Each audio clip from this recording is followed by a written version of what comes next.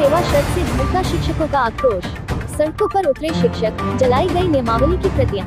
महागठबंधन सरकार पर वादा खिलाफी का आरोप। आर पार की लड़ाई के मूड में शिक्षक, नई नियमावली को बताया धोखा।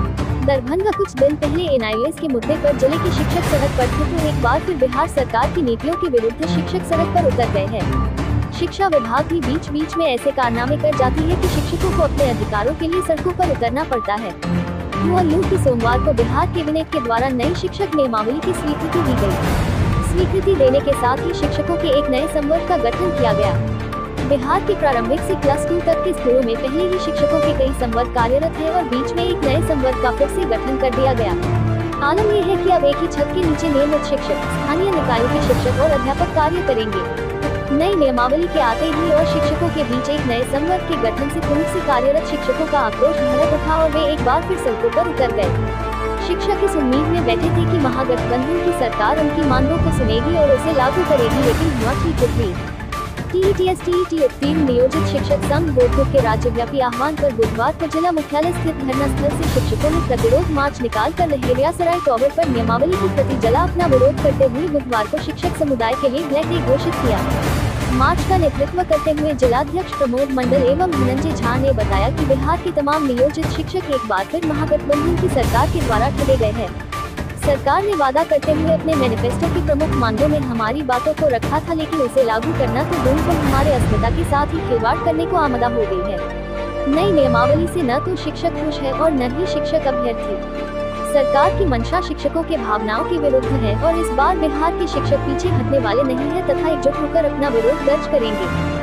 शिवली अंसारी एवं प्रवीण नायक ने कहा कि हम लोग सांकेतिक रूप से सरकार को चेताना चाहते हैं कि वह हमारी बातों को सुने और बिना किसी शर्त के सभी शिक्षकों को नई नियमावली से आच्छादित करे, अन्यथा यह आंदोलन अब रुकने वाला नहीं है और आने वाले दिनों में इससे भी ज्यादा तीव्र और जोरदार संघर्ष देखने को मिलेगा।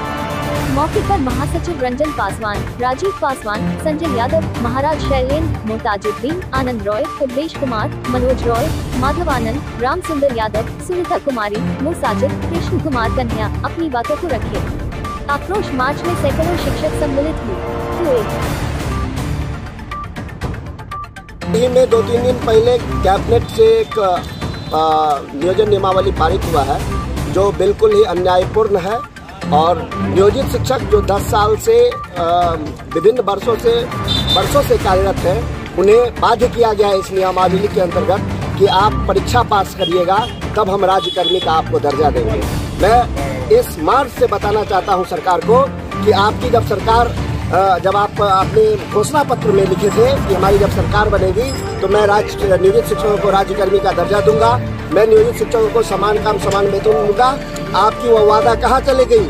और जब शिक्षक कार्यरत है, जब अपने एनसीटी आरटी के मापदंडों पर शिक्षक तैनात है, आपने हम लोगों से पात्रता परीक्षा ले चुका है, तब हमारी बहाली हुई है और फिर इस किस परीक्षा की बात कर रहे हैं आप? और बीपीएससी की परीक्षा के माध्यम से समाज में या यूँ कहे तो हम लोगों को बुर्बक बनाने के लिए यह धोखाबाजी किया गया है और नई नियमावली को हम लोगों पे लादा गया है।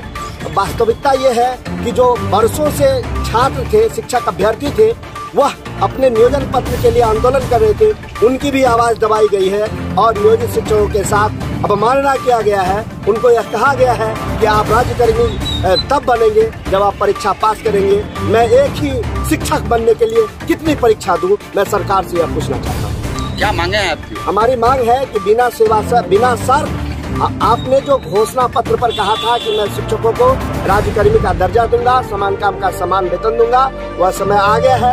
आप कब मुझे समान काम का समान वेतन दे रहे हैं, कब राज्यकर्मी का दर्जा दे रहे हैं, यह बताएं। और किस कैबिनेट में आप हमें राज्यकर्मी का दर्जा दे रहे हैं, यह बताएं। इस मांगों के लिए हम लोग आक्रोशपूर्ण मार्च कर रहे हैं। धनंजय झा, जिला प्रवक्ता, TSUNSS गोपुर। पास करके अभी माध्यमिक विद्यालय में आए और हम लोग उम्मीद थी कि हम लोग हाई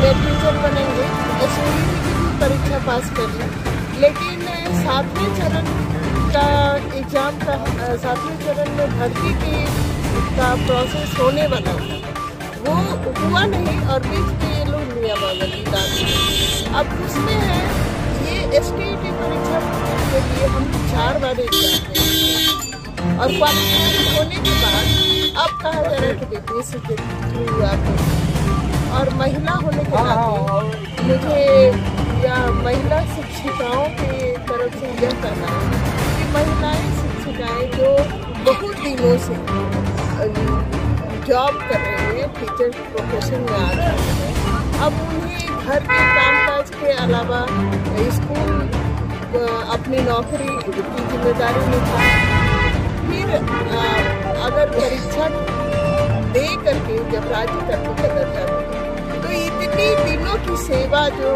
दिया गया महिलाओं के द्वारा वो सब व्यर्थ है।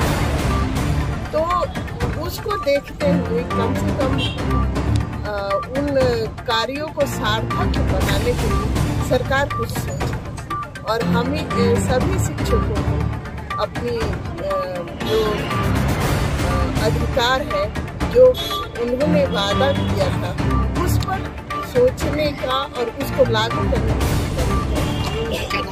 परिचय, अपना परिचय। नाम मेरा अनीता कमल। मेरा नाम माधव आनंद, TSUNS टाटी का अध्यक्ष हूँ मैं। हम लोग यहाँ जमा हुए हैं एक बहुत विशेष कारण से।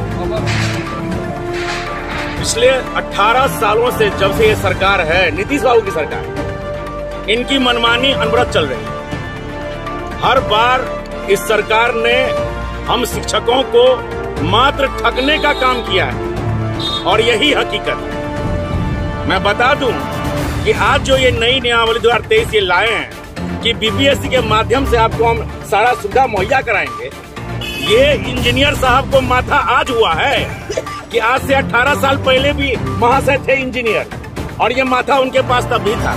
लेकिन बड़ा अफसोस की बात है कि महाशय हमारे परम प्रिय आदरणीय मुख्यमंत्री साहब को ये आज समझ में आया है कि बीपीएससी एक संस्था है और उस संस्था के माध्यम से परीक्षा लें।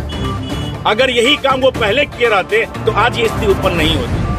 आप अपने समय के हिसाब से आपको जो सूट करता है उसके हिसाब से आप पॉलिसी बनाते हैं, और इसमें जो हमारे शिक्षक हैं वो कहीं न कहीं बलि का बकरा बन रहे हैं। इस बात को सोचने और समझने की आवश्यकता है।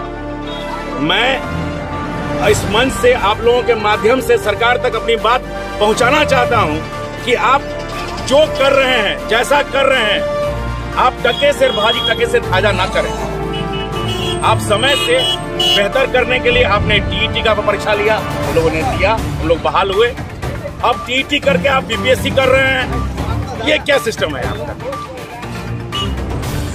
एक नया प्रयोग मात्र शिक्षकों पर होता है, ये नहीं चलेगा, ये मनमानी नहीं चलेगी। हम लोग इसका पुरजोर विरोध करते हैं।